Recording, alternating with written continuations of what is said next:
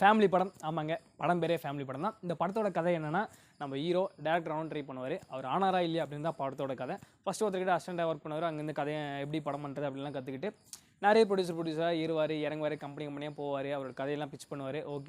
ஓகேன்ற மாதிரி சொல்லுவாங்க. ஆனால் படம் பண்ண மாட்டாங்க. அந்த மாதிரி இருக்கும். அதுக்கு நல்ல ஒரு ப்ரொடியூசர் ஓகே பண்ணுவார். அங்கே போய் அவர் ஸ்கிரிப்ட் எல்லாம் சொல்லுவார். ஆஃபீஸ் போடுவாங்க, ஹீரோ செலக்ட் பண்ணுவாங்க. எல்லாமே ஓகே, லைஃப் செட்டில்டா அப்படின்னு நினைக்கும் போது அந்த ப்ரொடியூசர் அவரை ஏமாற்றிட்டு போயிடுவாங்க. சரி, ஓகே, அடுத்து நம்ம என்ன பண்ணலாம் அப்படின்னு நினைக்கும் போது அவர் லைஃபே தொலைச்ச மாதிரி ரேபிட் ஓட்ட போவார். வீட்டை விட்டு தூரமாக போய் பிரிஞ்சு வாழ்வார். அந்த மாதிரிலாம் பண்ணிட்டுருப்பார். அதுக்கு நடுவில் வந்து நம்ம ஹீரோட 2 அண்ணங்களும் சேர்ந்து ஓகே நம்ம தம்பி ரொம்ப கஷ்டப்படுறான், தம்பிக்காக நம்மளே படம் பண்ணலாம் அப்படின்ட்டு அவங்களுக்கு சொந்தமான ப்ராப்பர்ட்டிலாம் விற்கிறது, லேண்ட்லாம் சேல் பண்ணிட்டு அவங்க அண்ணனுங்களே ப்ரொடியூசராக வராங்க.